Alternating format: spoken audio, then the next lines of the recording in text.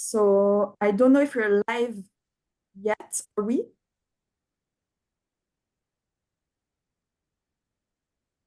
Okay, yes, we are. So good morning, everyone. I'm just leaving a few seconds for everyone to connect to the event, but I think we can probably start now. So good morning. My name is Camille Lons. I'm the Deputy Head of the Paris office at ECFR and a fellow with the MENA program. We are going to discuss today UAE-Africa relations, especially in the energy field and what that means for Europe. This is an opportunity as well for us to launch a new policy paper by my colleagues Maddalena Procopio, who's here today with us, and Corrado Choc, called Beyond Competition, How Europe Can Harness the UAE's Ambitions in Africa. So this is a very useful deep dive in a topic that is still very strategic, but at the same time under-researched until today. And so the paper is available on the website. And if you haven't read it yet, I really strongly recommend you to have a look. Madeleine is going to take us through some of the key findings of this research. And to help us expand a little bit the conversation on the priorities in terms of foreign policy of both the UAE, but also African countries, we have two great experts with us today. Dr. Mohamed Baharoun, Director General of the Dubai Public Policy Research Center, and Cobus Badstaden, Senior Research Affiliate at the South African Institute for International Affairs and Managing Director of the China Global South Project. So thank you very much for being with us today. Before we start, I just wanted to remind you that this is an on-the-record conversation, so you're free to quote. It will be recorded and posted on the website afterwards. We will start with the short opening remarks, and here I call the speakers to try to keep their remarks short and crisp, so we have enough time after that for Q&A. So if you have questions, you can ask your questions in the chat, and we'll do our best to take them into consideration in the Q&A. This is an event organized by the ECFR Africa program with the support of the MENA program and with the support of the Bill and Melinda Gates Foundation. We had quite a lot of registration to the webinar, so this shows that there is a big interest in this topic, and so we're very excited to have a discussion today. So to kick us off, we'll start with Maddalena and with the paper that you're presenting today. Even before joining ECFR, you have an extensive experience of working with African countries, especially in the energy sector. The question of energy access is crucial to the future of the African continent, but it's also an issue that is increasingly subject to competition. Competition for access to markets, competition for access to resources, especially critical minerals that are key for global energy transitions. Competition as well in terms of competing view, in terms of what should be prioritized in these kind of decarbonization policies and energy policies. And so your paper looks at the specific case of the UAE's footprint in Africa, in the energy sector, but it also draws a broader picture of an African continent where Western countries are not the only external players anymore, where we have new players, China, the Gulf states, Russia, India, that are increasingly becoming alternative sources of development finance, alternative interlocutors to African countries. And so where the Europeans also have to adapt to these new realities. So if you could kick us off a little bit with the key findings that you have in this research, and what kind of player is the UAE in this context in Africa? Thank you. Yes, thank you, Camille, and thank you for the speakers, Mohamed and Cobus, to be here with us today for this discussion. I'll go relatively quickly over the findings of our research. Basically, over the last few years, 4 years in particular, the UAE has changed approach towards Africa with a few key features. The first one is the expansion beyond traditional regions of focus, like North Africa, the Horn, and to a certain extent also the rest of the eastern coast. Just to give you a sense, Angola on the other side of Africa, the western coast, foremost, is the only country in sub-Saharan Africa where ports and logistics giants, DP World and Abu Dhabi ports, are both present, signaling a clear newer interest in that region of the continent. The second feature is that there is a more centralized, we see a more centralized and economic-driven approach. So the creation of a Minister of State for Africa, the rising role of Abu Dhabi, historically Dubai has been more prevalent, together with investments and trade. The UAE has become Africa's second largest bilateral investor after China. All of these signal a more strategic and compact approach than before. The third feature that we identified is that energy is central to all of these. The energy transition and energy and mineral sectors play an important role. Refined petroleum products are the most exported product from the UAE to sub-Saharan Africa, and minerals, even if we exclude gold and precious metals, which take the lion's share, but still minerals are the most imported product from the continent to the UAE, signaling how the UAE views Africa both as a source of natural resources, but also as an important market for Emirati companies to expand.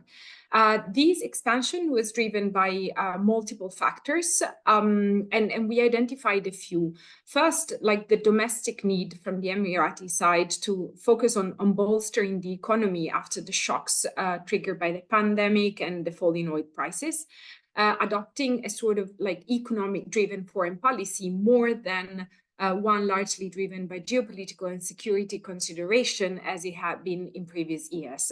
And Africa was appealing owing to its proximity, but also rising demography, middle class, and also urbanization trends.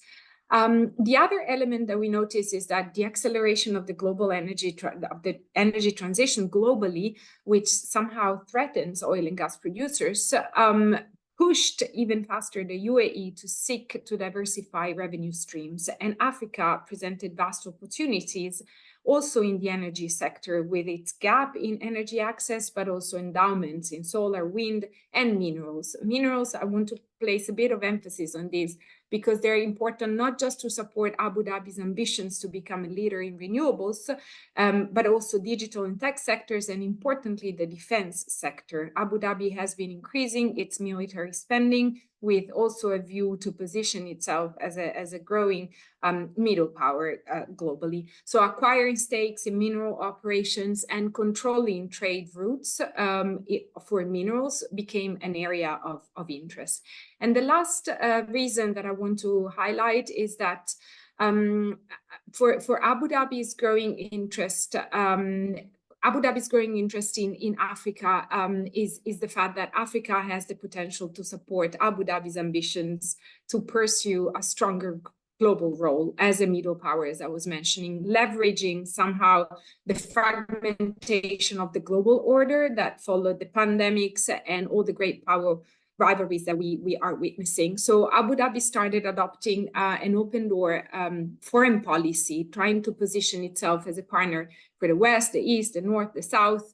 And this was particularly appealing to Africa, with Africa itself adopting a stance of non-alignment. So in a way, the UAE's approach towards Africa are finding signals that it is the reflection of broader global phenomena, which see on the one hand the emergence of an alternative global order to the West, with the UAE, China, African countries advocating for reform, and on the other side, Africa's increasing centrality in global affairs, partly owing to its natural resources endowments, but also importantly for Africa's stronger voice in global governance, making it an important ally for different types of partners.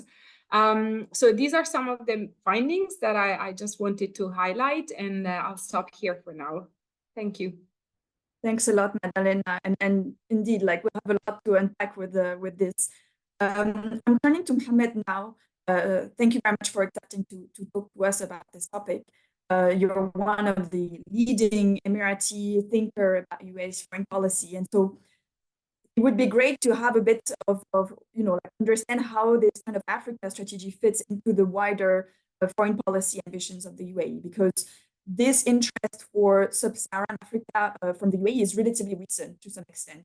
The UAE has influence in North Africa and the Horn of Africa traditionally. But this is, this tells a lot about how the UAE's origin in terms of foreign policy is extending. And so how is Africa fitting into that UAE foreign policy vision and ambition? That would be useful to understand. Thank you very much, Camille, and great to be here, both with Madlena and Corpus, but also with ECFR. Start with, your question is very important, which is what is the driver? And we've heard from Madlena some points. I would possibly highlight words like power, influence, control, ambitions, and those could be practically what you could see. But underneath that, what started all of this, in my view, is this drive towards diversification of economy and a preparation for a post-oil. And a very easy question, simple question, people say that, okay, if we don't have oil, if oil is not significant, what do we do? And the answer, what did we used to do? We used to trade north with Iraq, east with Iran, down with India, and then with Africa on the west. So we're multiplying that into 10. So the trade that used to be with Zanzibar and the UAE is now to trade with the whole of it. Now, if you take this to this concept of connectivity agenda, then Africa, connecting Africa to Asia and connecting Africa to Europe, also connecting Africa to South America. That's the interest in ports on the west coast of Africa. That's part of the connectivity agenda that the UAE is pursuing. So it is not driven by the power the UAE is trying to achieve. It's driven by the view of how the world is developing, what type of new dynamics that are emerging, and how could there be a benefit? Now, if you look at the latest agreement between the UAE and Mauritius that was announced yesterday, which is the first, comprehensive partnership agreement with an African country. Interesting part of it is that that agreement is destined to add 1% to the GDP of both countries. So this is not about the UAE benefiting from it. It's about the two countries is benefiting from it, but also about these two countries and their surroundings. So, and that's the basic idea of connectivity agenda. You don't connect to one country, you connect to the country's network of countries. And I think this is the main driver behind what the UAE is doing. It's not about power, in my view. It's not about influence, in my view. Yes, people talk about UAE participation in missions, but most of those missions were peace building. And if you could see the work that the UAE did between Eritrea and Ethiopia, in Somalia, it was peace building and capacity building. In Sudan and Egypt, it was stabilization. And again, the same thing is in Sahel. So in my view, it is not one-dimensional approach. And I think this should be the view of Europe.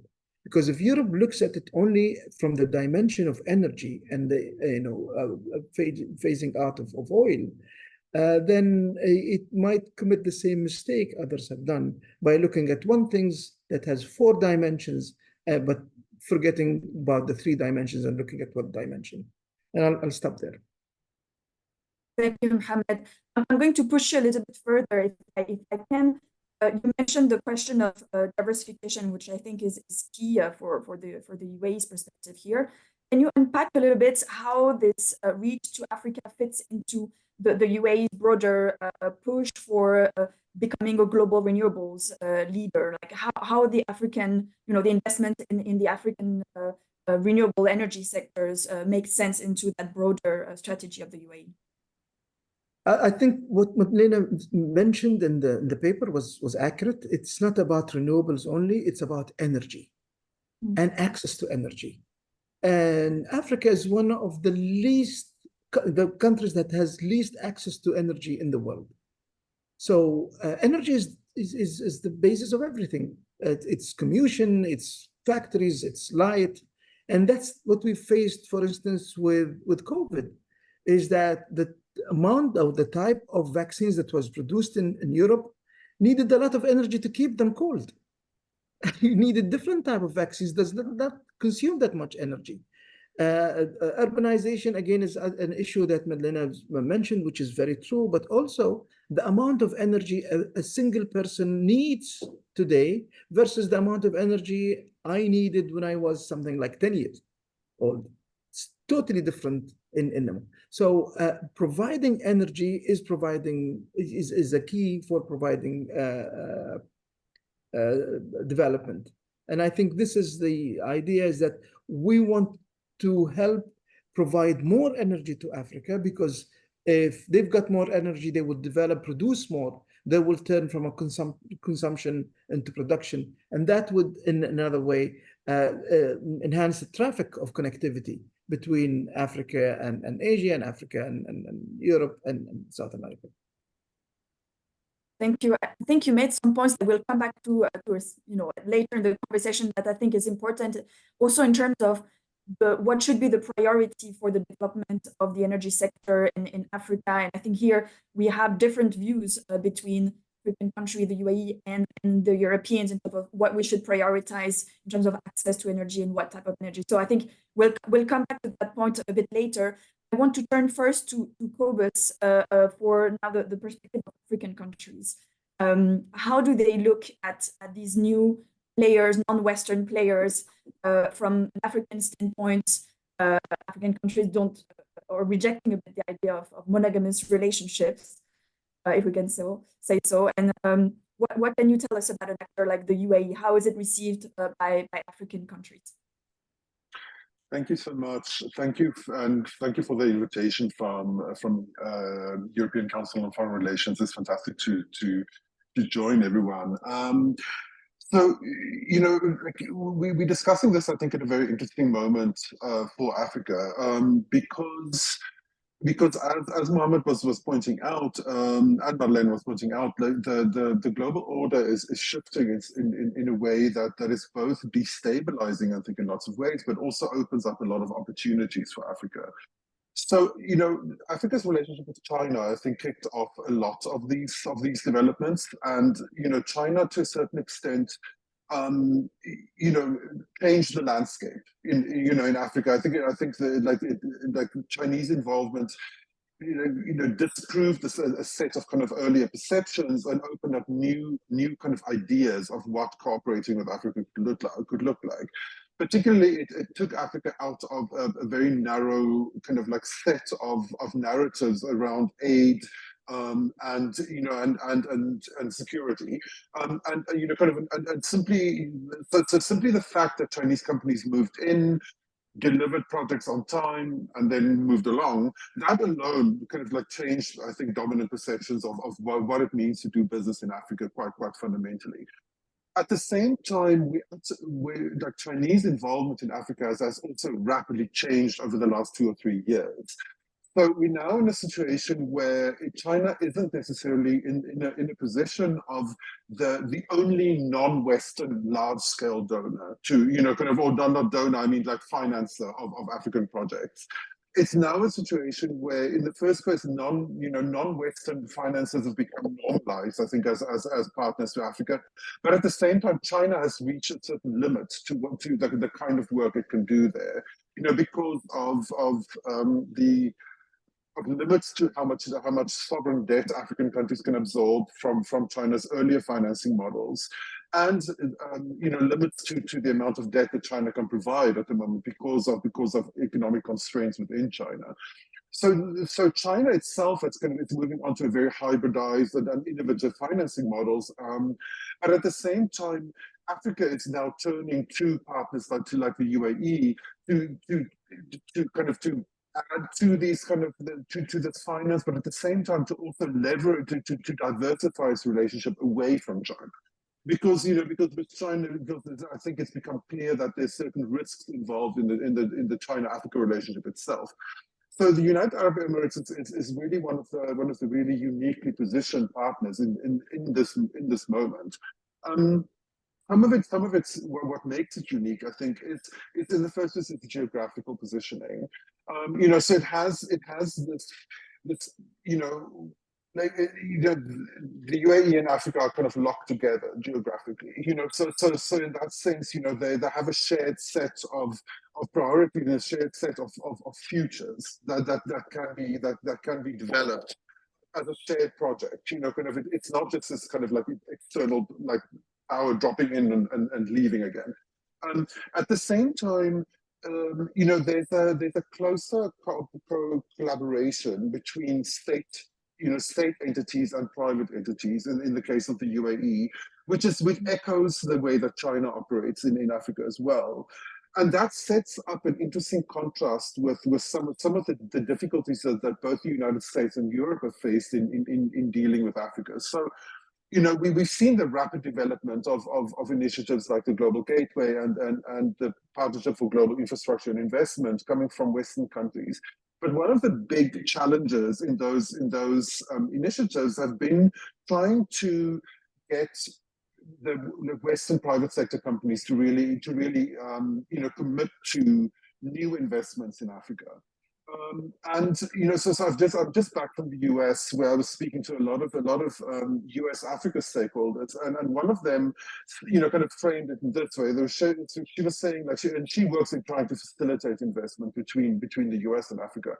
And I think this is also true for Europe, is that she said that the dominant lens that these companies look through, particularly if they're newcomers to Africa, the dominant lens they look to at Africa is one of risk. And so the opportunities that one is then trying to promote to them, these opportunities have to be outsized mega opportunities in order to then overcome this entrenched risk perception. Whereas players like the UAE, I think, come with a framing of opportunity, which makes them then more willing to negotiate the inevitable risk that is also part of the conversation. So it just makes it a bit easier, for Africans to entice them in. The other thing I think that is also unique and interesting is a flexibility within the UAE in thinking about what, particularly as Marlene has been pointing out in the paper, it's the developing climate, crisis, like the hybridity of that crisis in Africa. So Africa has huge pre-existing energy gaps. It has a very kind of promising demographic wave, but at the same time, it has like a lot of developmental backlogs that are being worsened by the climate crisis. So we need any kind of energy conversation in Africa we have to pull in both the climate realities and pre-existing developmental backlogs. So in the case of dealing with Europe and the US, the decarbonization part of that conversation tends to weigh very heavily, and on the African side, there's frequently a frustration with not sufficient acknowledgement from Western partners about how much energy Africa actually needs. So the decarbonization conversation has to happen in the context of also adding massive amounts of energy into the mix. And and there, I think the UAE's flexibility in being willing to take on board both renewables and gas, for example, outside of a framing of needing to also set global norms, which I think the EU is very invested in, makes it a little bit easier in dealing with African partners who feel that they need both gas and green, investment at the same time. So I think that kind of flexibility, I think, like it brings complications, but on the other hand, it also brings, I think, a certain amount of maneuverability. I think that Africa appreciates. So I'm going to stop there for the moment, and then and look forward to the wider conversation. Thank you. Very interesting. If I can do a small follow-up question as well. I have a lot of questions, but like one, you mentioned on the approach of the UAE looking more at opportunities, while the Western companies tend to be more risk adverse when it comes to investing in Africa.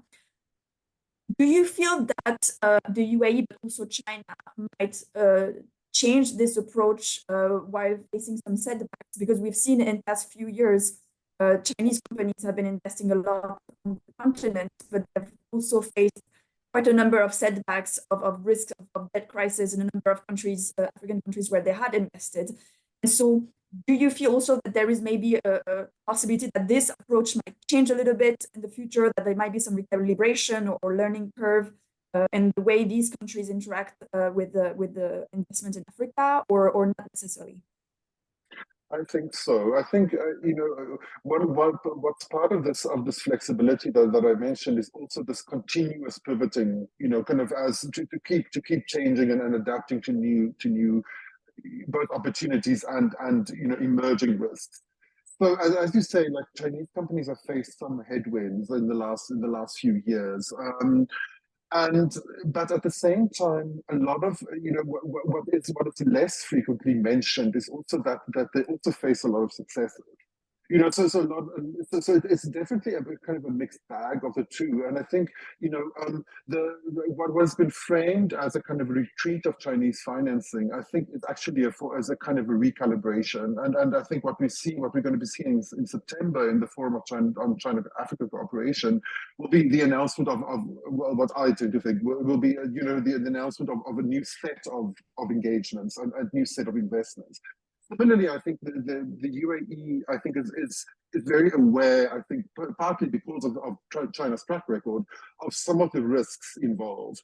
I think it's become, the last 10 years have shown us, for example, how something like project contracts are a crucial area, kind of where there's a lot of pitfalls, around, for example, a lack of transparency around these contracts, or kind of different kind of actors, being like, kind of weighting things towards, in ways that are not necessarily conducive to actual developmental outcomes. So in that sense, I think everyone is learning from China's kind of experience, including China. And what we're seeing is a more flexible, but also in some ways maybe a more hard-nosed, kind of set of kind of emerging partners to the continent, kind of now kind of stepping into some of these opportunities. Yeah, thank you. And I think one question, sorry, again to you, but if you already touched on this, but if you could try to unpack a little bit more clearly the kind of comparison between the UAE and China as actors in Africa in terms of the tools that they use, the interest that they have, even the sectors where they invest. Like, do you see some interesting trends and differences in the way they are the continent? Because we see a lot of comparisons made, indeed, in terms also of the state capitalism type of approach. But do we see also differences in terms of like priorities, tools that they use to finance some of these projects, way of operating in general? In terms of the similarities, yes, like so the kind of state capitalism, kind of model is a really important one. What's interesting there, I think, is that it makes it much easier for them to then also engage with state-owned enterprises within Africa. Which in many African countries remain very important kind of providers of goods, of public goods more broadly. And this has actually been a barrier for Western investors, because a lot of them are biased towards business to business, kind of funding rather than dealing with state entities. So kind of that's one key, I think, similarity. In terms of differences, I think where kind of like there's this one I think difference that I noticed, and here I'm drawing on Madalena's paper as well, is that I think on the UAE side there seems to be a more kind of organic kind of integration of operations, of construction on the one side, of facilities, and then operations in those facilities. So so a lot of, because the UAE is so strong in logistics, it's like what frequently comes is a kind of a wedded approach, kind of where they both like building outports, or like kind of like expanding facilities while also putting in, or like running those, and embedding those in kind of in regional networks. China is certainly moving in that direction. In some cases, like the original kind of like phase of China's Belt and Road Initiative kind of, cooperation with Africa really focus on construction, and this is an area where China has been very strong. And with that, then kind of build, operate, transfer agreements and so on that have worked to a certain extent, but have also shown very significant limits. So what we've seen now is an emerging model for China to do a lot more kind of equity stakes, kind of in some of this, and particularly also working with third party, kind of partners on these issues, like for example in the Lekki port in Nigeria. So kind of, I think the Chinese are kind of like rapidly catching up around this, but I think like to a certain extent, as I see it, and Mohammed, I'd love to hear what you think of this, is that the UAE is kind of stepping into that space with all of those kind of integrations already in place. And then kind of and so there I think there's maybe promise there for the kind of the overlap between improving facilities and running them in partnerships with African countries to happen a little bit more smoothly. In the case of China, there was a lot of cultural differences, a lot of kind of like logistic issues there to actually make that happen, and it took several years for it to really kind of start gathering speed. Thank you.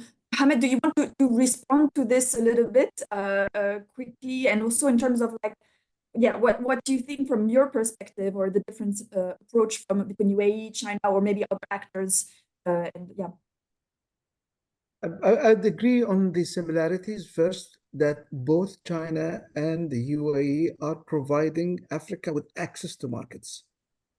So, and that's exactly what Kopos said when he said that there's a shift from looking at Africa as either aid or security.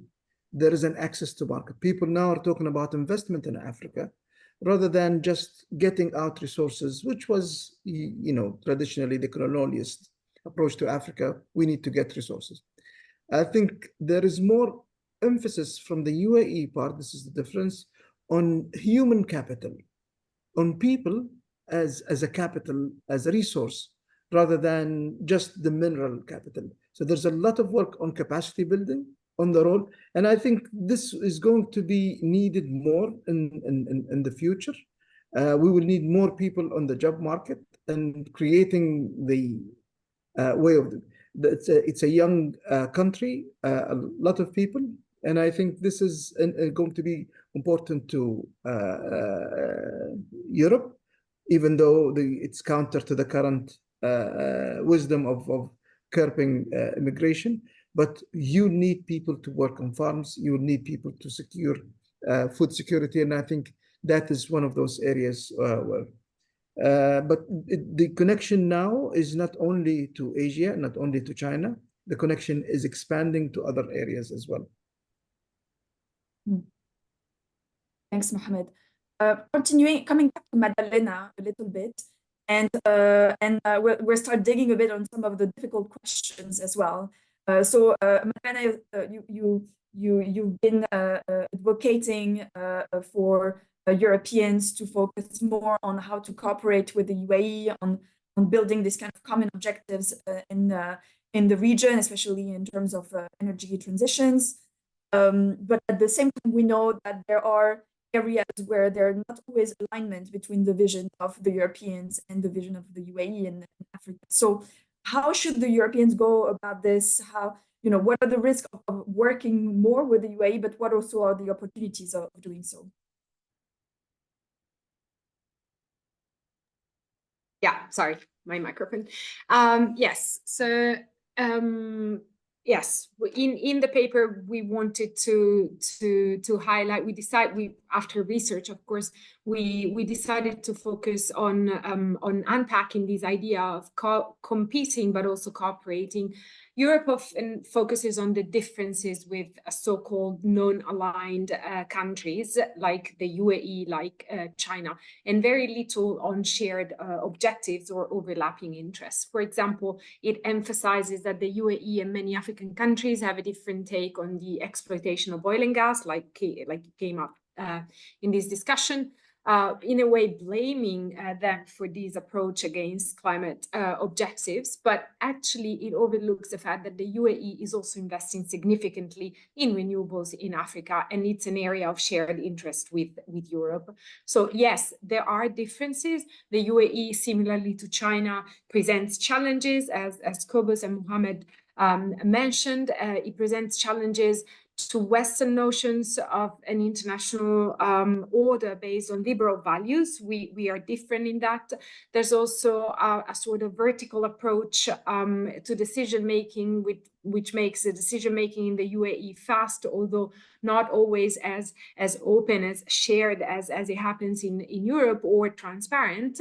There is the fact that investments are often state-backed, altering the perception of risk, as it was mentioned already. So this leaves Europe, in a way, on an uneven playing field, and Europe emerges as slow to bureaucratic, with limited financial capacity or ability to mobilize public-private partnerships, and its values also seem increasingly less appealing, as they appear too far from Africa's real needs or the global South's real needs.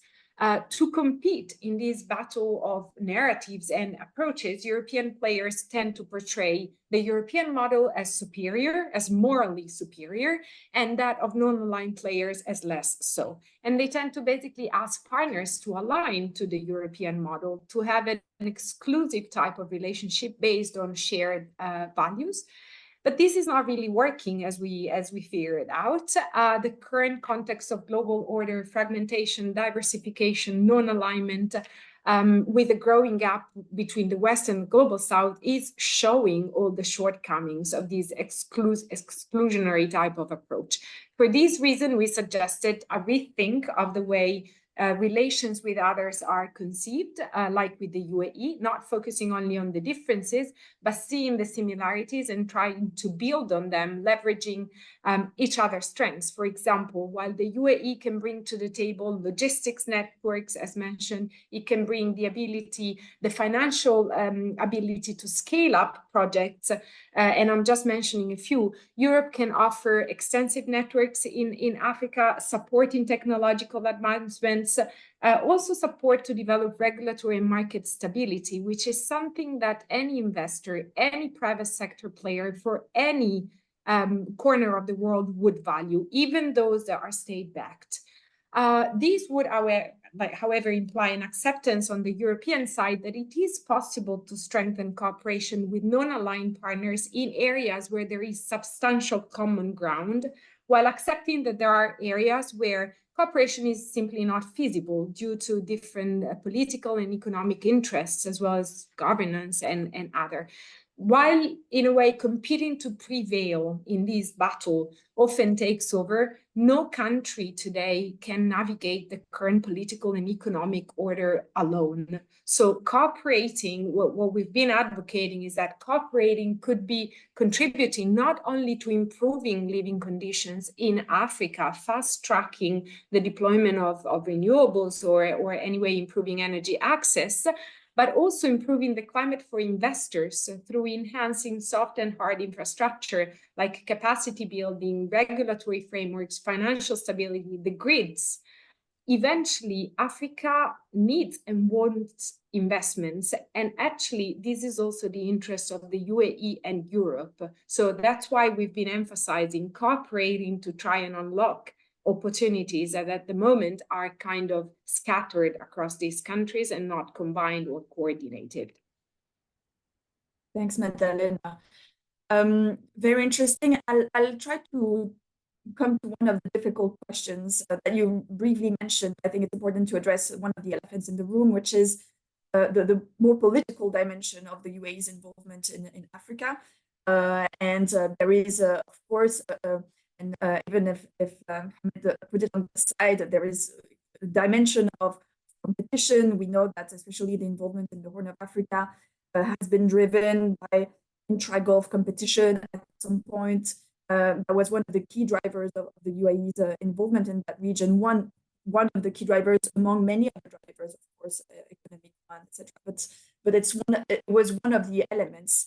And this and other things have sometimes led the UAE to get involved in some of the politics and internal politics and some of the countries in that region in ways that is perceived, at least from the European point of view, as a potentially destabilizing. And so the role of the UAE in supporting the Rapid Sudan forces and in the rapid support forces in Sudan is perceived by the Europeans as destabilizing. And so how, first of all, the question would be for Madalena on how do we as Europeans work with the UAE on this kind of questions? Where can we find ways to get to a sort of common understanding, or these questions issues on which we can't really find a common understanding with the UAE? And Mohammed, on the UAE's point of view on some of these involvement in African politics, how does that fit in the vision that the UAE has for Africa in terms of long-term stability? How do you prioritize building also long-term stability to be able to continue engaging on the economic side with this region? And does the UAE has a view for long-term stability? And can you unpack a little bit what is that vision? Thank you. Yeah, thank you for the question. I think partly is what I was just mentioning, the fact that there are areas where their common ground will always be hard to be found, okay? And in a way, it's also normal in international relations. Every actor has its own interests, political, economic interests, and sometimes they don't overlap. So the way we try to frame it in the paper, and that we believe, is that by opening up dialogue on areas of common interest, it could be easier also to tackle those areas where differences emerge, where differences exist, and try and limit and see the opportunities for stability for all in maybe changing approach. I think the UAE has probably been what we've seen, the change of approach towards Africa has been in a way also a learning curve of its own in its own foreign policy, shifting from a strongly security-oriented foreign policy to one that is more that is valuing the economy, and the economy does need stability. Okay, so the Horn of Africa is a little bit peculiar in this because of the proximity and because of the projection that for years, for decades, all Gulf countries have had across the region. In the rest of Africa, to date, we do not see, we haven't seen a significant type of political interference. And by political interference, I mean more than what is in a way accepted. Every player, every external player tries to interfere politically in contexts where there are interests to mitigate risks. The interest leads to the need to mitigate risks. And if these risks are political, security, economic, whatever, any actor, any external actor will interfere. So in a way, the UAE is not unusual in this. It does what every actor does in foreign context. So I think that my answers to these would be these, like the fact that we see a shift anyway towards economic interests in Africa, and economic interests mean stability is needed. So in a way, political interference, if anything, will happen, but will happen probably towards trying to create stability in the context where it operates, and at the same time opening up dialogue for Europe also, and for African countries, I guess, with countries like the UAE, can try to establish a platform to also discuss those areas where cooperation at the moment is not possible. Thank you. Mohammed, if you want to reply to that and add also a few points in terms of how addressing governance issues and tying them or not to economic cooperation is something that could bring stability, or on the contrary, do you think this is an outdated way of approaching this economic cooperation? So how do you, this kind of question of governance issues fit also in the UAE's approach to the continent? Absolutely. I mean, I would agree with Madalena that any exchange of be it goods, money, whatever, will require stability. So if the UAE is pursuing a connectivity agenda, there has to be stability. Otherwise, you cannot connect to anyone. You cannot exchange. Borders will be shut.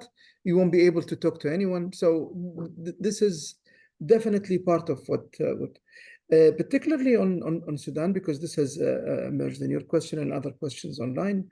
I think it's a myth to say that the UAE is supporting the RSF. The UAE is supporting everyone. It has supported the RSF, it has supported the military government, and also supported the political government. The idea is that this is what we're facing. It's either connectivity or polarity. Polarity means you're either with me or you're against me.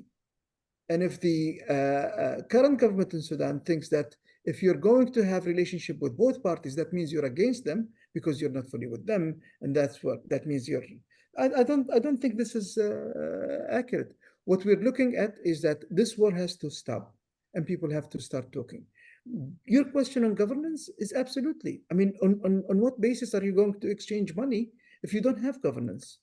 On what basis are you going to, enforce a contract if you don't have a court?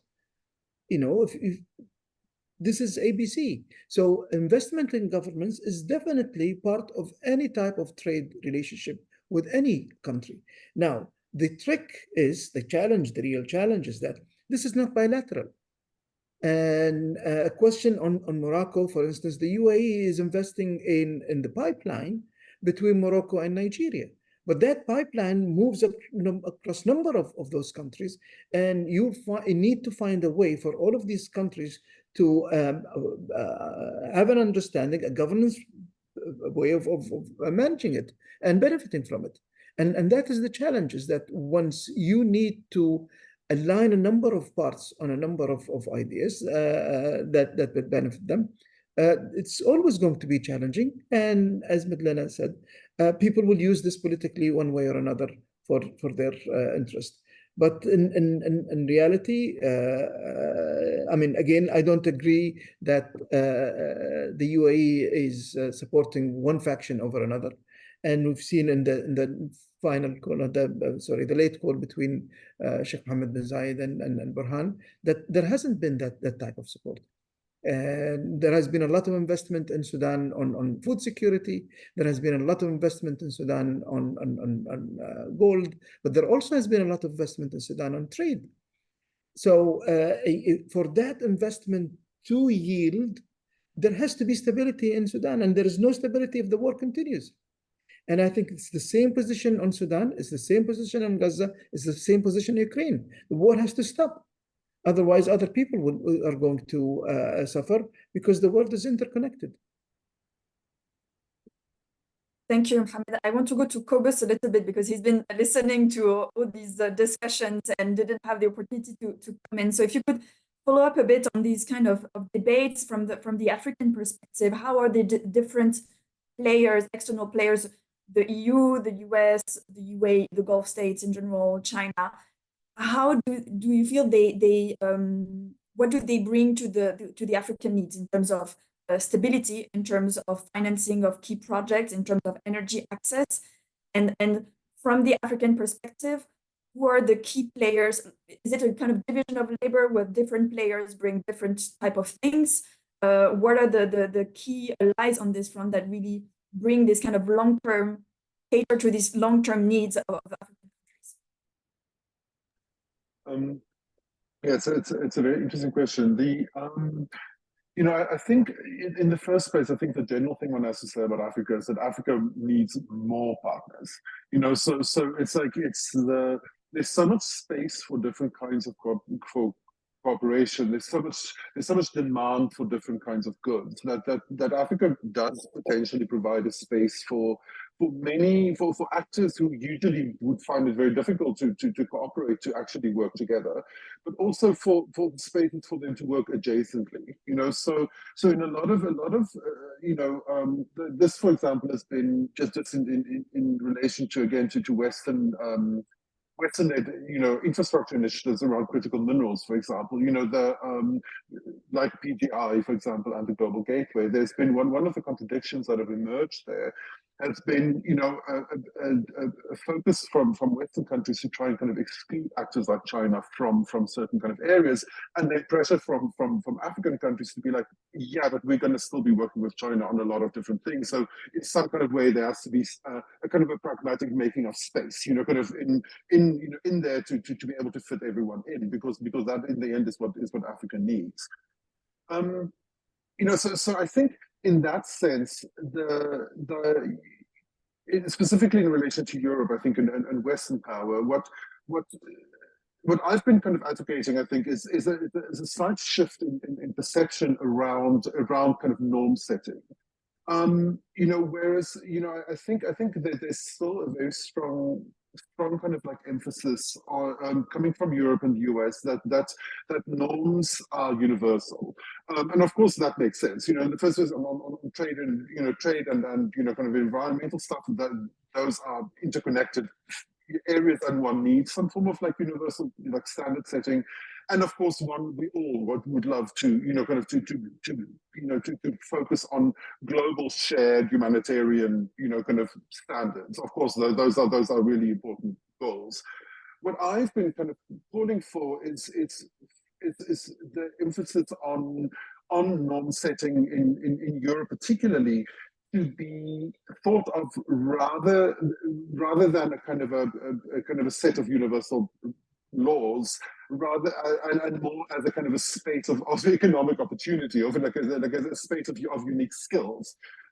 So for example, we've seen already in like that in addition to just kind of having these kind of ideas, being thought leaders on norms, Europe also has a very well-developed skill set in terms of, for example, environmental, social, and governance, sustainability analysis, kind of, which is a form of norm setting.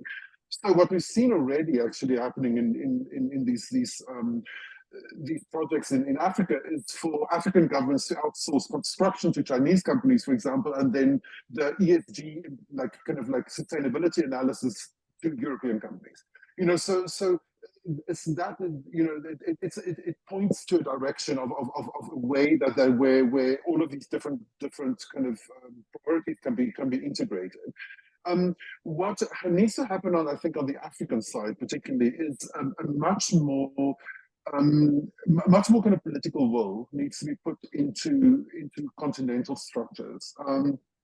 So obviously, we have the African Union, we have the African Development Bank, we have the African Free Trade, Continental Free Trade Area. All of these structures have been set up, but we still see them sometimes being undermined by member states because state sovereignty remains one of the strongest kind of lenses through which African policymakers look to these issues. So the strengthening of shared cooperation in regional economic communities and continentally needs to be strengthened from the African side in order to kind of get these kind of shared connectivity goals that everyone knows the continent needs, but that sometimes get kind of undermined by member states, and kind of on a kind of a nitty-gritty political level. And so all of these, I think all of these, one of the few things I think that is really shared by all of African kind of external partners, despite all of their political differences, is all of them need these kind of continental structures to be more robust.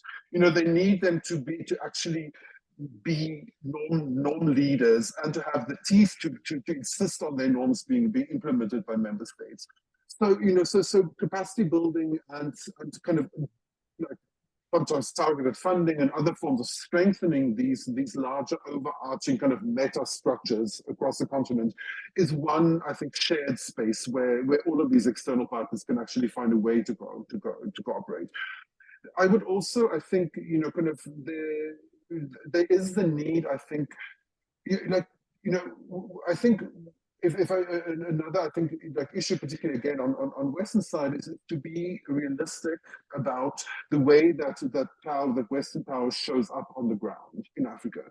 So there's been a very strong, I think, discursive kind of like power, kind of expansion or power projection coming from the state side, kind of in Western powers around, for example, these, the like issues like shared infrastructure initiatives, with a little bit less kind of coordination on the private sector side. On the other hand, private sector companies in Europe, for example, have proven very willing for like trilateral cooperation with some of these emerging powers like China, for example, in a way that states in Europe and in North America don't necessarily, that's politically difficult for them to acknowledge.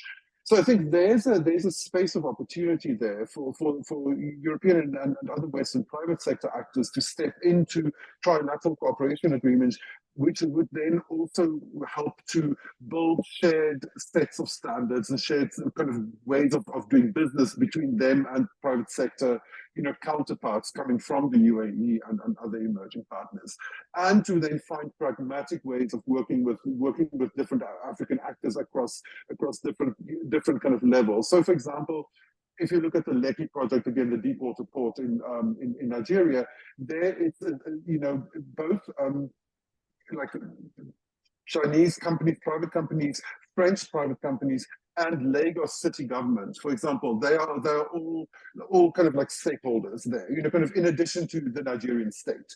So, so there's examples there of working with sub-state actors, kind of in Africa that are, in the case of South Africa, for example, the municipalities of Cape Town and Johannesburg are their own actors who can facilitate cooperation across these borders in kind of pragmatic ways.